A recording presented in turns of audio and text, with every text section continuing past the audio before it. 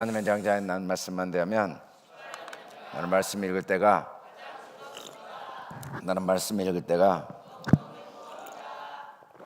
아멘. 우리 하나님 말씀 같이 크게 읽어보겠습니다. 시작. 하나님이 지으신 그 모든 것을 보시니 보시기에 심히 좋았더라. 저녁이 되고 아침이 되니 이는 여섯째 날이니라. 우리 한번 다섯 번 크게 읽어보겠습니다. 시작. 하나님이 지으신 그 모든 것을 보시니 보시기에 심히 좋았더라. 저녁이 되고 아침이 되니 이는 여섯째 날이니라. 하나님이 지으신 그 모든 것을 보시니 보시기에 심히 좋았더라. 저녁이 되고 아침이 되니 이는 여섯째 날이니라. 하나님이 지으신 그 모든 것을 보시니 보시기에 심히 좋았더라. 저녁이 되고 아침이 되니 이는 여섯째 날이니라. 하나님이 지으신 그 모든 것을 보시니 보시기에 심히 좋았더라. 저녁이 되고 아침이 되니 이는 여섯째 날이니라. 하나님이 지으신 그 모든 것을 보시니 보시기에 심히 좋았더라. 저녁이 되고 아침이 되니 이는 여섯째 날이니라. 아멘. 우리 이 세미나를 참석하신 분들은 이 새벽 예배를 어떻게 하는가 이제 잘 모르신 분도 있는데, 저희는 제가 주일 설교 본문 중에 6절을 월화수목금토 차례대로 한 절씩 반복하고 있습니다. 오늘 말씀도 주일 설교의 이제 세 번째 말씀이 창세기 1장 31절인데 이 말씀을 함께 나누고자 합니다. 심히 좋아하신 하나님, 보시기에 심히 좋았더라. 근데 뭘 보시기에 심히 좋았다고 했냐면 그 모든 것을 보시니. 창세기 1장 4절에서는 하나님이 이제 천지를 창조하시고 땅이 공허하고 혼돈하고 흑암이 어둠의 깊음 위에 있었는데, 이제 하나님의 신이 운행하시다가 하나님 빛이 있으라 하시니까 빛이 있었죠. 그런데 그 빛이 하나님 보시기에 좋았더라, 이렇게 말씀합니다. 그러니까 1장 1절부터 4절까지 쭉 오시다가 하나님 보시기에 좋았더라. 또 1장 10절에 보면 이제 궁창 위의 물, 궁창 아래 물을 다 나누고 그리고 또 그 궁창 아래 물을 또 따로 묻이 드러나라고 하신 다음에 묻을 땅이라고 부르시고 모인 물을 바다라 부르시고 보시기에 좋았다. 또 이제 12절에서는 풀과 씨 맺는 채소, 씨가 열매 맺는 나무를 다 내고 하나님 보시기에 좋았다, 그렇게 이야기를 했습니다. 그리고 18절에서는 이제 광명체, 큰 광명, 작은 광명, 하늘에 광명체를 만드신 다음에 낮과 밤을 주관하게 하고 빛과 어둠을 나누게 하신 다음에 보시기에 좋았다. 또 21절에서는 큰 바다 짐승, 또 물에 있는 모든 생물, 또 날개에 있는 모든 새들을 보시기에 좋았다. 25절에서는 땅의 짐승, 가축, 땅에 기는 모든 것들을 보시기에 좋았다. 이렇게 쭉 보시기에 좋았다고 하다가 이제 하나님이 심히 보시기에 좋았다라고 하신 과정을 보면 하나님의 형상대로 사람을 만들고 남자와 여자를 창조하시고 또 사람에게 복을 주시고 사명을 주시고, 그 다음에 그제 우리가 본 말씀대로 씨 맺는 모든 채소, 씨 가진 열매 맺는 모든 나무, 그리고 모든 푸른 풀을 먹을거리로 준 다음에 보시기에 심히 좋았다로 이제 부사가 하나 더 들어갔죠. 지금까지는 보시기에 좋았다, 그런데 마지막에 보시기에 심히 좋았다, 이렇게 말씀합니다. 이 보시기에 심히 좋았다라는 말을 이제 의역을 좀 하면, 직역을 하면, 하나님이 지으신 그 모든 걸 보시니, 이 말은 되어진 바 모든 걸 보아주셨습니다. 그럼 하나님이 다 보시고 어떤 생각을 하셨는가? 야, 보라, 대단히 아름답구나 라고 생각을 하셨다는 겁니다. 하나님이 그 지금까지 창조한 창세기 1장 1절부터 하나님이 태초에 천지를 창조하시니라, 그 창조하신 모든 걸 다 보시면서 좋았더라 좋았더라 좋았더라 하시다가 이제 대단히 아름답구나, 대단히 좋구나 라고 결론을 내렸는데, 이 말씀 보라, 이건 감탄사이기도 합니다. 동시에 명령문이기도 하죠. 그래서 이 말씀은 이제 사람을 창조하신 하나님께서 사람에게 주신 말씀이 창세기 1장 31, 창세기 성경 말씀이라고 한다면 창세기 1장 31절은 보라, 이것은 우리한테는 어떤 의미냐면 하나님이 아름답게, 대단히 아름답게 만들어 놓은 걸 보라는 의미도 됩니다. 하나님이 이렇게 대단히 아름답다고 말씀하신 배경은 몇 가지 이유가 있죠. 그 중에 하나가 하나님의 형상대로 창조된 사람, 남자와 여자로 창조하신 사람, 그 사람을 보시고 또 그 사람에게 복을 주시고 생육하고 번성하고 충만하게 하시고 정복하고 다스리게 하신 그 모습을 보시고 심히 좋아하셨죠. 그러나 마지막에 하나님이 진짜 심히 좋아하시게 된 내용을 보면 아까 이야기한 대로 씨 맺는 채소, 또 씨 가진 열매 맺는 나무, 그다음 푸른 풀을 주신 다음에 하신 말씀입니다. 그래서 하나님이 그 모든 걸 보셨지만 특별히 심히 좋아하신 건 푸른 풀을 보시고 심히 좋아하셨다는 거죠.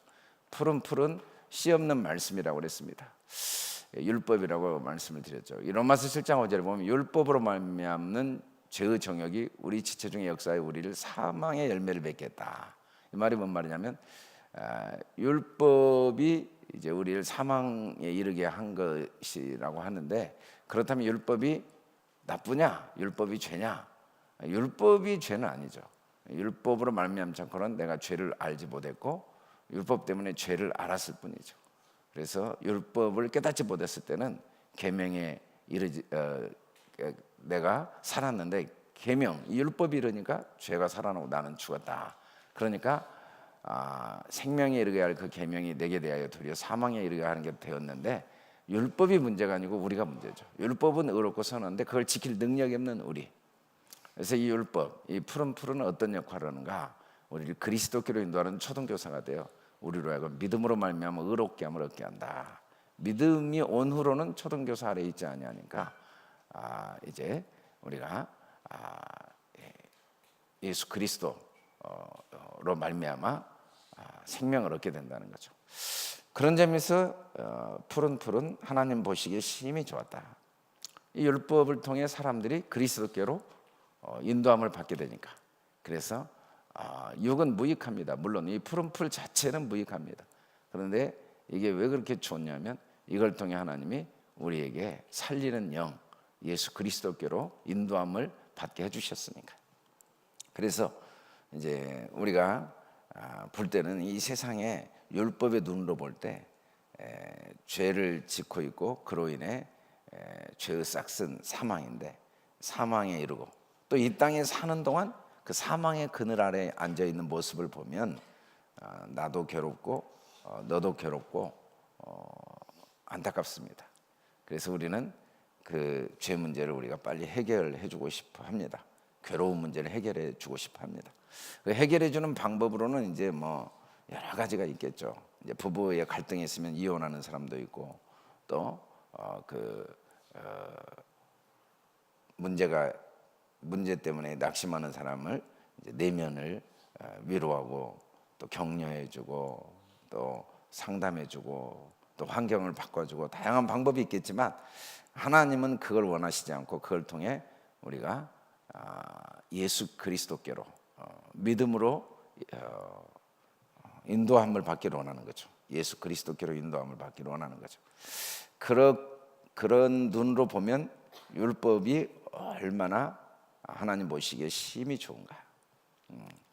우리가 아이들이 아직은 이제 어리죠. 어린 모습을 보면 그 모습을 보고 우리가 저 과정을 통해 아이가 어른이 되어 가는구나 하는 걸 보면 대견하죠. 하나님도 율법 아래에 있다고 해서 우리는 이제 율법 아래에 있는 사람들을 하나님이 싫어하시는 사람, 또 하나님을 슬프시게 하는 사람, 그렇게 오해할 수 있는데, 하나님은 그런 사람을 싫어하거나 슬퍼하시지 않고 똑같이 그 사람을 좋아하시죠. 왜냐하면 그걸 통해 그리스도께로 인도함을 받을 수 있으니까. 고린도후서 3장 6절에 보면 우리를 새 언약의 일꾼 되게 만족해 하셨으니 율법의 조문으로 하지 않고 오직 영으로 합니다. 율법의 조문은 죽이는 것이요 영은 살리는 것이다. 돌에 써서 새긴 죽게 하는 율법의 조문의 직분도 영광이 있었습니다.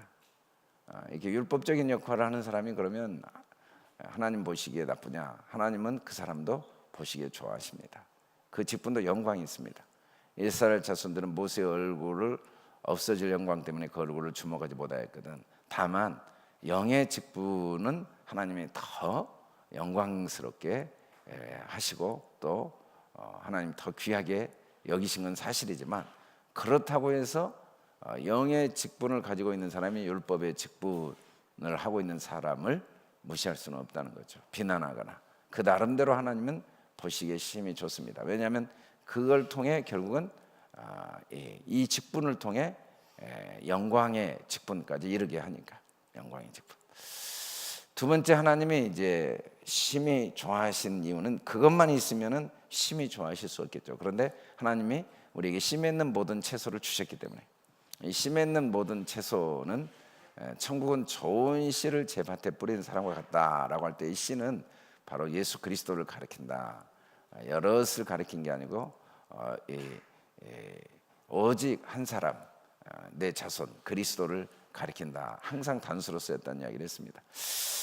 결국은 이 씨 맺는 채소라는 건 뭔 말이냐면, 하나님이 이 모든 성경 말씀을 통해 예수 그리스도의 생명의 씨가 담겨져 있기 때문에 우리가 이 성경 말씀을 통해 영생을 얻을 수 있죠. 언제? 그 성경 말씀을 통해 예수 그리스도를 믿는 믿음을 배우면, 그걸 우리가 이제 기독론이라고 하는데, 이 기독론적 성경 해석이라고 하는데, 이 성경을 창세기부터 계시록까지 그리스도를 중심으로 바라보면, 예수님이 아예 그러셨죠. 너희가 성경에서 영생을 얻는 줄 생각하고 성경을 연구하거니와. 그러면 성경을 통해 어떻게 영생을 얻는가? 이 성경이 곧 내게 대하여 증언하는 것이라. 예수님에 대한 이야기라는 걸 전제로 성경을 보면 이 성경을 통해 영생을 얻게 된다는 거죠. 근데 예수님에 대한 이야기라는 전제로 성경을 못 보면 이 씨 맺는 채소, 복음, 언약의 말씀, 언약의 씨가 있는 그리스도가 있는 말씀을 먹고 말하는 게 아니라 푸른 채소, 푸른 풀, 복음이 없는 율법으로 말씀을 볼 수밖에 없습니다. 율법으로 말씀을 보면 물론 그것도 하나님 보시기에 좋습니다. 왜? 그걸 통해 결국은 우리는 그리스도께로 인도함 받으니까. 그러나 궁극적으로 어린아이가 태어난 건 너무 행복하고 또 그 걸음마를 배우는 게 너무너무 행복하지만 계속 거기에 머물러 있으면 안타깝죠. 반드시 성장해야 됩니다. 계속 우유만 먹고 있고 젖만 먹고 있으면 안 됩니다. 반드시 자기 스스로 이유식을 하고 음식을 먹어야 되죠. 그런 것처럼 반드시 언약의 말씀을 먹어야 돼요. 성경을 어디를 봐도 이걸 통해 그리스도의 생명을 먹을 수 있어야 된다는 거죠. 이걸 통해 하나님이 나에 대해서, 나에게 그리스도를 믿는 믿음을 지금 가르치고 계시구나. 그리스도가 어떤 분인가를 나에게 가르치시고 그리스도를 나에게 주기를 원하시는구나 하는 걸 이제 깨달아야 된다는 거죠. 때가 오래되었으므로 너희가 마땅히 선생이 되었을 텐데, 너희가 다시 하나님의 말씀의 초보에 대하여 누구에게 가르침을 받아야 할 처지니 단단한 음식물을 못 먹고 젖이나 먹어야 할 자가 되었도다. 이 씨 맺는 채소는 젖입니다. 젖. 단단한 음식은 아니에요. 이는 젖을 먹는 자마다 어린아이니 의의 말씀을 경험하지 못한 자요.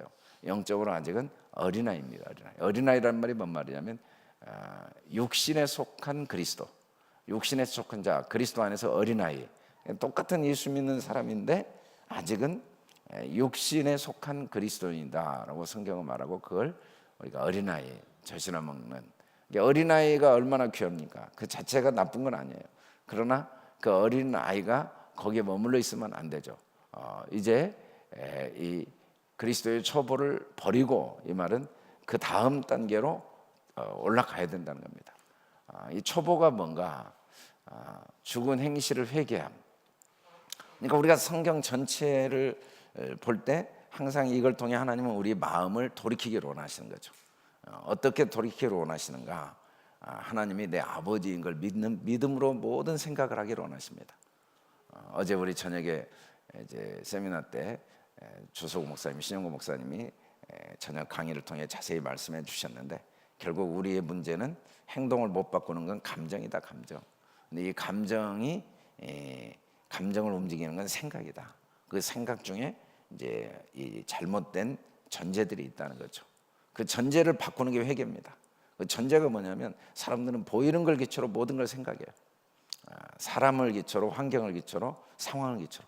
근데 성경은 계속 창세기부터 계시록까지 보이지 않지만 이 만물을 주관하시고 그 전능하신 하나님이 내 아버지인 걸 기초로 생각하도록 계속 우리 생각을 바꿔주기 위해서 이 창세기부터 계시록까지 있는 겁니다. 사실은 우리가 이 생각이 견고한 이 잘못된 전제들이 많지 않다면 이렇게 성경이 반복해서 오랜 시간 동안 수많은 사건을 우리에게 소개할 필요가 없는 것 같아요. 한마디만 해도 되겠죠. 근데 우리가 너무 많은 사건과 상황 속에서 잘못된 전제들이 뿌리가 깊이 들어 있으니까 그 모든 상황 속에 다시 생각을 바꾸도록 도와주기 위해서 수많은 사건과 상황을 성경에 기록해 놓은 거죠. 오랜 시간 동안. 그래서 오랜 시간을 뒤돌아봐도 온갖 사건을 다 봐도 온갖 상황을 다 봐도 우리는 생각을 바꾸지 않으면 안 돼요. 어떤 상황에서도 하나님이 내 아버지이시고 하나님이 나를 도우시고 하나님이 나와 함께 하시고 이 모든 상황 속에 하나님의 선한 뜻이 있다는 걸 우리가 발견하도록 창세기부터 계시록까지 주셨다는 거죠. 그게 이제 초보입니다. 그리고 신앙, 어떤 경우에도 하나님을 절대적으로 신뢰해야 돼요. 사실은 우리가 이 초보, 이게 빨리 버리라 그러니까 이게 가치가 별로 없다라고 오해하면 안 되고 이게 그렇게 중요하다는 겁니다. 이게 기초공사거든요. 이 기초공사를 견고하게 해야 돼요. 그래야 그 다음 단계로 나가죠. 기초공사가 약하면 그 다음 단계로 못 나가요. 그래서 어떤 경우에도 하나님의 신앙을, 하나님께 대한 신앙이 흔들리면 안 돼요. 이 성경을 기초로 의인은 믿음으로 살고 믿음에서 믿음으로 이른다고 그랬는데 어떤 경우에도 하나님이 내 아버지이시고 하나님 나를 돕는 자이신 걸 절대적으로 믿어야 된다는 거죠. 사도 바울도 그 신앙이 열매를 맺게까지 가는 과정을 보면, 초보를 버리게 되는 과정을 보면 자기의 삶에 뭐 감옥에 들어가고 뭐 오해를 받고 비난을 받고 또 사람들이 배반하고 우리 같으면 목회 못하겠다고 포기할 거예요. 그 도왔던 양들이 다 변질되고 비난하고, 그런데도 한 번도 신앙을 버리지 않는 거예요. 이 모든 것에 하나님의 선한 뜻이 있다. 이보다 더한 일이 있어도 결국은 모든 게 합력하여 선이 되고 하나님이 승리하신다. 내 인생은 절대로 헛되지 않다. 주 안에서 너희 수고가 하나도 헛된 게 없다. 견고하며 흔들리지 마라. 그런 신앙, 그 다음에 세례들 철저하게 나는 죽고 이제 내가 사는 건 내가 아니요 내 안에 그리스도가 사신 것이다. 나를 위해 자기 몸을 버리신 하나님의 아들을 믿는 믿음 안에 사는 거다. 믿음 안에 사는 거다. 이게 세례죠. 그 다음에 안수, 이제 하나님이 주신 은사와 직분이죠. 디모데후서에 보면은 하나님이 안수하실 때 각자에게 은사와 직분을 주셨다고 그랬는데, 그리고 부활의 소망, 부활, 씨가 땅에 심겨지면 다시 꽃이 피고 열매 맺듯이 100% 우리 안에 언약의 씨가 있으니까 우리도 그리스도의 첫 열매와 함께 열매와 같이 반드시 신령한 몸으로 부활한다는 확신, 그리고 이 씨가 없으면 영원한 심판, 하나님의 심판은 피할 길이 없다는 이런 것들을 털을 잘 닦아라. 털을 잘 닦고 그 다음에 완전한 대로 나가라. 이 씨 맺는 채소, 이 성경을 통해 하나님이 우리에게 이 믿음을 가르치신 건 이 믿음이 목적이 아니고 다음 단계로 나가게 위함이죠. 요동하지 않고 사랑 안에서 참된 것을 하여 범사에 예수님께까지 자라도록 하기 위해서 성경을 통해 이런 푸른 씨 맺는 채소를 먹게 하신 거죠. 그래서 하나님이 우리가 푸른 풀을 통해 율법을 통해 복음을 알고 이 복음 안에서 다음 단계로 나가게 된 모습을 보시고 심히 좋아하신 겁니다. 심히. 그래서 다음 단계는 씨 가진 열매 맺는 모든 나무를 먹는 거죠. 씨 가진 열매 맺는 나무는 그리스도의 장성함에 이른 겁니다. 단단한 음식은 장성한 자의 것이니, 이 장성함이란 뭔가 단단한 음식을 먹는 거, 그게 씨 가진 열매 맺는 모든 나무를 먹는 거죠. 씨 가진 열매 맺는 모든 나무를 우리에게 하나님이 먹을거리로 주셨는데, 그걸 먹는 모습을 볼 때 하나님이 심히 기쁘시다는 겁니다. 이걸 먹는다는 건 구체적으로 단단한 음식을 먹는 건데, 첫째는 지각을 사용하는 거죠. 지각, 어떤 지각을 사용하는가? 내 백성이 지식이 없어 망한다고 하는데 이 성경을 통한 지각을 사용하는 거죠. 두 번째는 연단을 받는 겁니다. 이 연단 받는다는 건 용광로 속에 들어가 있는 거예요. 이 고난을 피하거나 회피하거나 원망하거나 불평하지 않는 게 연단을 받는 거죠. 그러면 선악을 분별하게 됩니다. 선과 악을 분별한다는 의미는 선에는 어떤 하나님의 선한 뜻이 있는가, 악에는 어떤 하나님의 선한 뜻이 있는가를 분별하는 게 선과 악을 분별하는 겁니다. 흑암과 혼돈과 공허 속에 어떤 하나님의 선한 뜻이 있는가, 어둠 속에 빛 속에 어떤 하나님의 선한 뜻이 있는가, 율법 속에는 어떤 하나님의 선한 뜻이 있는가. 이 사람이 이제 그리스도의 장성한 분량까지 잘할 수 있는 사람이죠. 끊임없이 지각을 사용해서 이런 사람들은 결국 끝까지 소망의 풍성함에 이릅니다. 어떤 경우에도 소망을 버리지 않아요. 항상 그 소망이 마음에 풍성하죠. 풍성. 믿음과 오래 참음으로 약속을 기업으로 받게 됩니다. 많은 열매를 맺고 하나님의 나라, 단 한 사람도 그리스도의 장성한 분량에 이르는 과정에 연단이 없을 수는 없어요. 연단이 없이 열매를 맺을 수는 없는 거죠. 그래서 우리가 그리스도와 함께 영광도 받았으면 고난도 반드시 받을 수밖에 없어요. 우리가 아이들을 양육하다 보면 성장 과정에 필수적으로 겪어야 될 어려움들이 있습니다. 넘어지고 깨지고 또 다치고 홍역도 걸리고, 그런 모습을 다 없애줘 버리면 아이는 면역력도 없어지고 걷는 능력도 없어지고 쓸모없는 인간이 되죠. 그런 모든 과정을 부모는 대견스럽게 바라보고 가슴 아프고 안타깝지만 또 그걸 큰 축복으로 바라보는 이유가 뭐냐면 그 과정을 통해 어른이 돼가니까요. 하나님은 우리의 모든 삶의 고난과 아픔과 실패와 좌절의 과정을 통해 우리가 단단한 식물, 장성한 자, 씨 가진 열매 맺는 나무를 먹도록 돕고 계신 거죠. 그래서 그걸 통해 우리가 정말 이 속에 하나님의 선한 뜻이 있다는 지각을 잘 사용하면, 성경을 보니까 이게 좋은 것도 좋지만 안 좋은 건 더 좋은 것이구나. 할렐루야. 우리 좋은 것은, 안 좋은 것은 안 좋다고 하신 분이 있네요. 좋은 것은, 안 좋은 것은, 안 좋은 건 더 좋습니다. 아무리 성경을 읽어봐도 안 좋은 것 중에 더 좋지 않는 건 하나도 없어요. 성경에 보면 안 좋은 사건이 많이 나오는데 결국은 그건 100% 더 좋아요. 우리도 그런 확실한 믿음을 갖고 살아가기를 원하시는 거죠. 그 지각을 사용해야 돼, 지각. 근데 그 지각이 선악을 분별하는 수준까지 이르려면 연단이 없이는 안 돼, 연단이. 씨 가진 열매 맺는 모든 나무를 너에게 주어서 먹거리가 되었다. 예수님이 바로 씨 가진 열매 맺는 모든 나무죠. 예수님이 많은 열매를 맺는 나무죠. 많은 열매를 맺는 나무입니다. 씨 가진 열매 맺는 나무 중에 첫 번째가 예수님이에요. 예수님이 이 땅에 오셔서 죽었습니다. 근데 그 속에 씨가 있었거든요. 그래서 죽고 그 속에 또 열매도 있었어요. 예수님이 그 죽고 많은 열매를 맺었어요. 누구? 우리를 열매를 맺었죠. 그리고 그 열매도 또 씨 가진 나무, 열매 맺는 나무가 된 거예요. 우리도 마찬가지입니다. 우리도 열매를 맺게 하시는 거죠. 그러니까 예수님은 자기가 죽으시고 열매 맺는 나무로서 이 땅에 오셔서 죽으시고 우리도 열매 맺는 나무가 되게 한 거죠. 열매 맺는 나무가. 내가 너희를 택하여 세웠나니 너희로 가서 열매를 맺게 하고 또 너희 열매가 항상 있게 하여 내 이름으로 아버지께 무엇을 구하든지 다 받게 하려 함이라.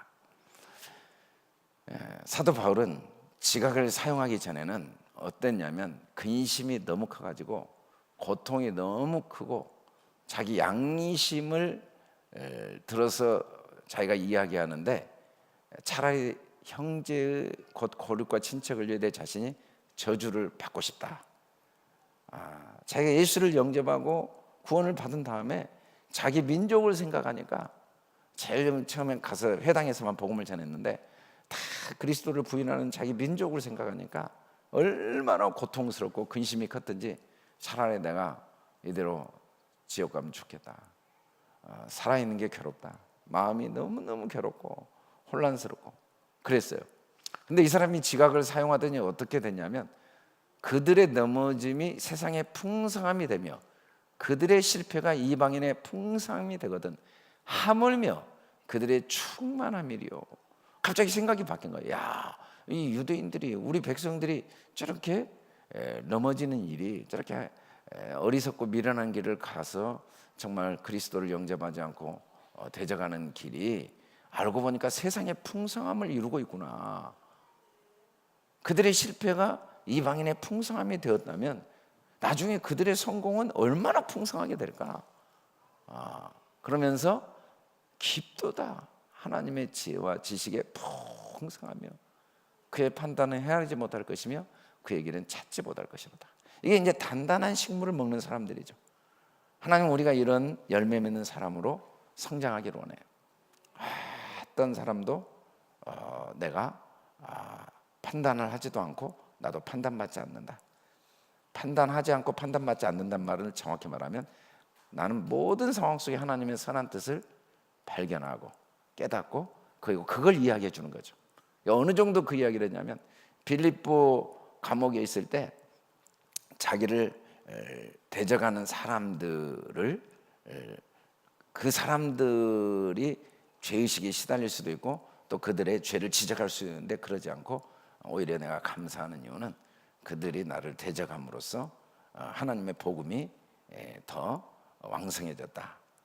그래서 나는 오직 내 몸에서 그리스도가 존귀하게 되기를 원하니까 그들이 나를 이렇게 대적하는 것이 나에게는 하나님의 선한 뜻이기 때문에 기쁘고 감사하다. 물론 그들의 대적은 분명히 잘못입니다. 그건 죄죠. 근데 장성한 분량에 이르면 그건 내가 말할 필요가 없어요. 그건 하나님의 영역이에요. 우리는 뭘 하다가 하늘나라 가냐면 모든 일에 하나님의 선하신 뜻, 선에도 하나님의 선한 뜻, 악에도 어떤 하나님의 선한 뜻이 있는가를 발견하다가 가는 거죠. 우리는 이제 사람들의 문제를 내가 해결해 주는 일을 해야 된다고 착각합니다. 지적하지 않으면, 내 남편 문제 내가 지적 안 하면 누가 지적해 주겠어? 저 원수는 절대 모를 텐데. 근데 그 사람이 왜 지적을 안 받으리냐면 자기가 너무 잘 알기 때문에 안 받아들입니다. 잘 아는데 못 고치니까. 근데 우리는 몰라서 안 고친다고 계속 지적해 주고 싶죠. 하여간에 수단 방법을 안 가리고 눈빛으로라도 표정으로라도 그릇을 좀 옆으로 던지면서라도 하여간에 지적을 하지 않으면 못 견뎌요, 이게. 근데 그런 역할을 우리가 할 필요가 없다는 거예요. 그런 역할은 사실은 누군가가 이미 열심히 하고 있어요. 마귀도 하고 있고 자기 양심도 하고 있고 말씀도 하고 있고 그런데도 안 되는 거죠. 그럼 이제 우리는 어떤 역할을 해야 되는가? 저렇게 더러운 성질 속에 참 하나님의 놀라운 선한 뜻이 있구나. 그걸 발견할 때까지 지각을 사용해야 되죠.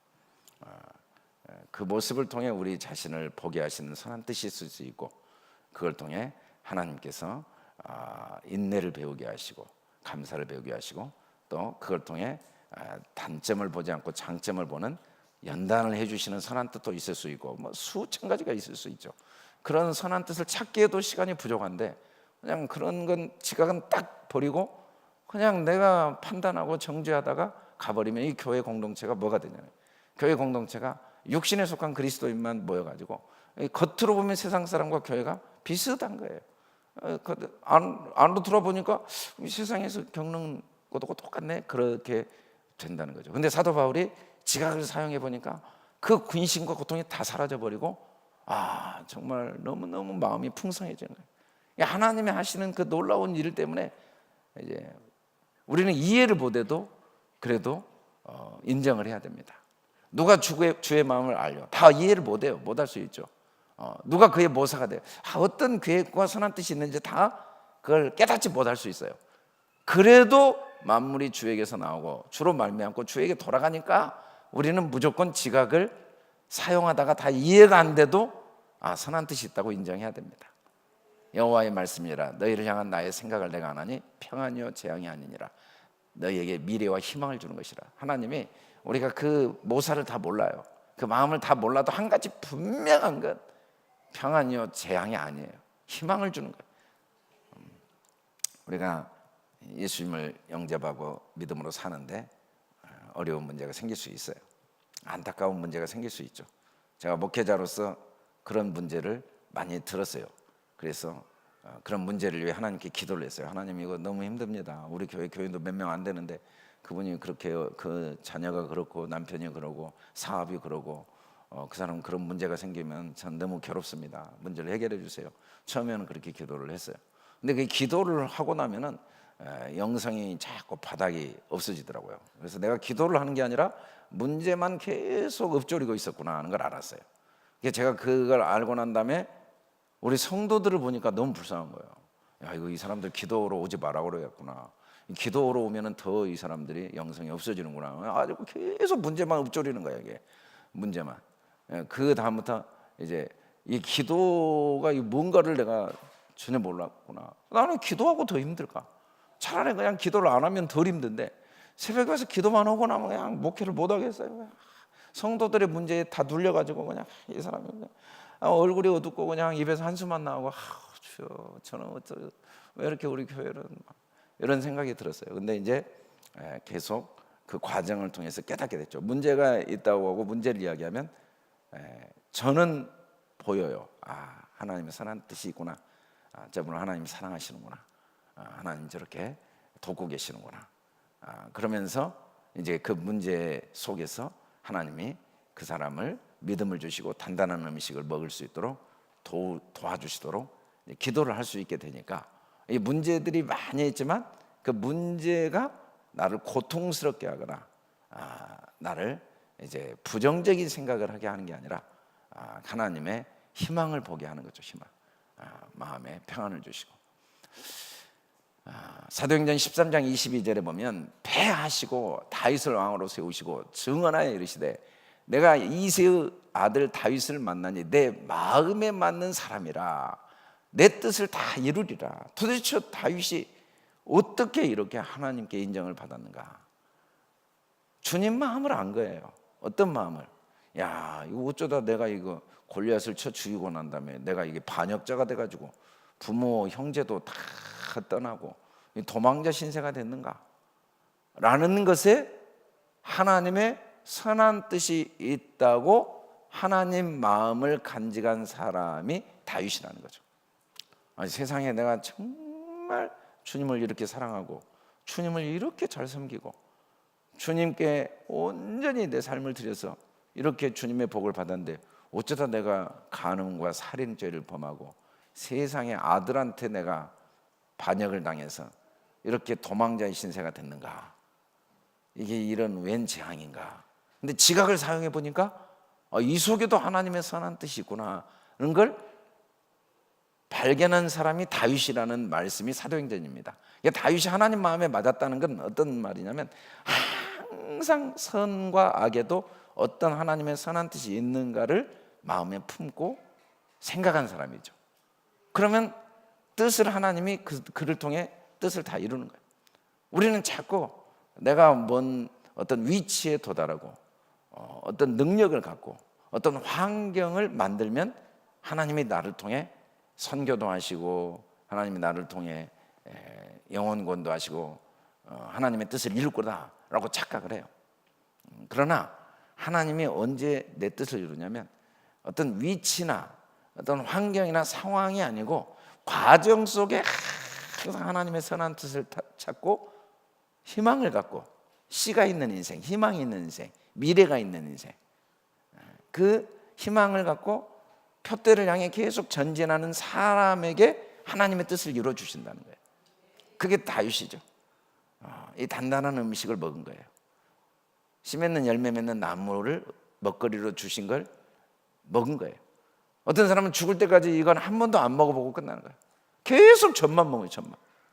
계속 좀만 힘들면 원망하고 하나님 나 사랑하냐 안 하냐, 하나님 나와 함께 하시냐 안 하냐, 내가 뭐 언제까지 이런 일을 해야 되냐, 나는 왜 이러냐, 위치, 능력, 상황, 또 옳고 그름, 뭐 내가 저 사람보다 못한 게 뭐가 있는데 왜 저 사람한테 복을 주고 나는 안 줍니까? 뭐 신앙, 회개, 뭐 이런 수준에만 머물러 있다가 이제 아이고 하나님이 이제 복 주시면 이제 그때서 아이고 감사합니다. 또 젖을 울다가 젖 주면 이제 울음 그치고 또 다시 울고 이제 울면 젖 주면 또 울음 그치고 이런 수준에 머물러 있을 수 있다는 거죠. 그래서 카를로스 목사님이 우리나라에 한 30년 전에 제자입니까? 라는 책에서 그 비유를 잘했거든요. 교회에 수만 명이 모였는데 목사가 뭐 하냐면 젖병을 쭉 놓고 우는 애기들마다 젖병 물어주고 다니는 게 목사가. 젖병 물어주고 다녀요. 그러면 이제 좀 쭉 빨다가 또 이제 또 쭉 울고, 교회가 그냥 다 울고 있는 거예요. 나중에 애기 낳은 사람 하나도 없어요. 애기들만 가득 있고.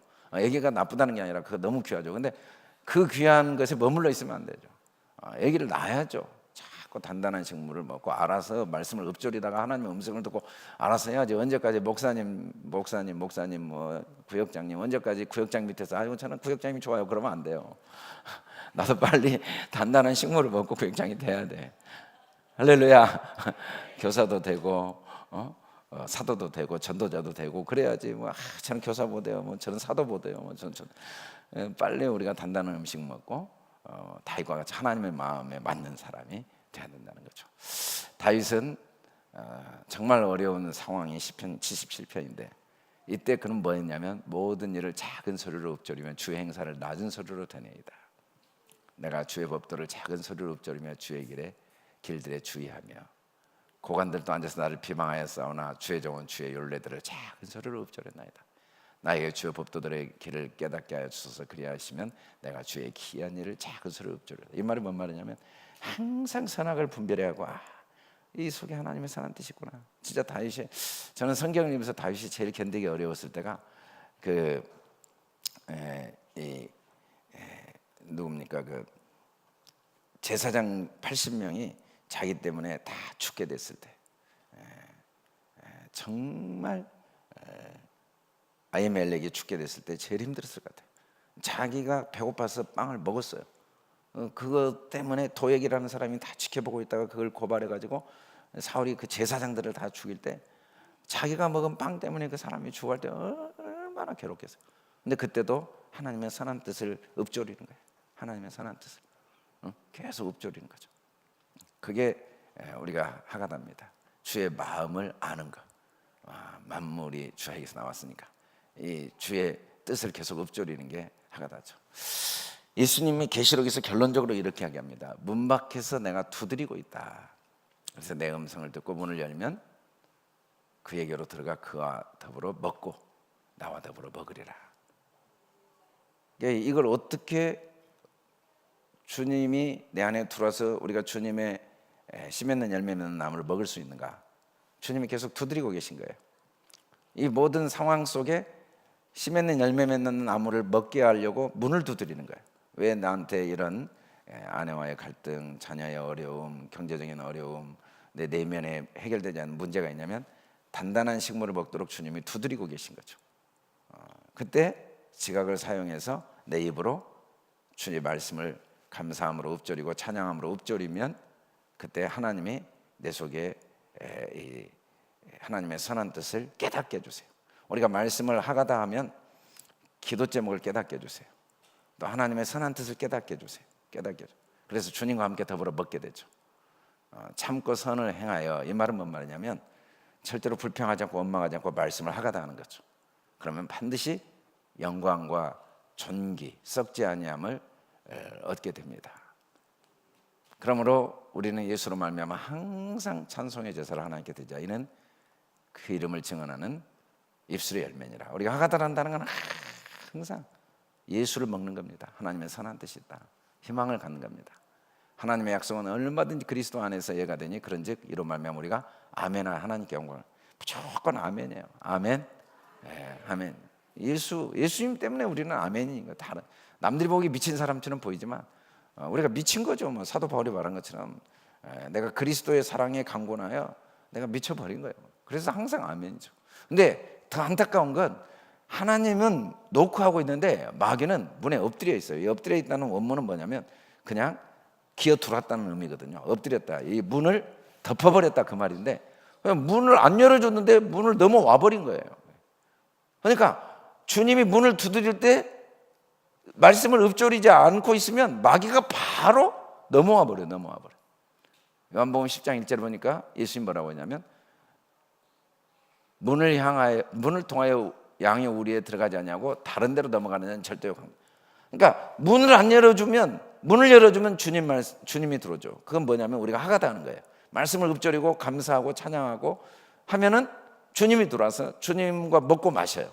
근데 그걸 안 하고 있으면 죄가, 이 마귀가 바로 그냥 문에 엎드려 버려요.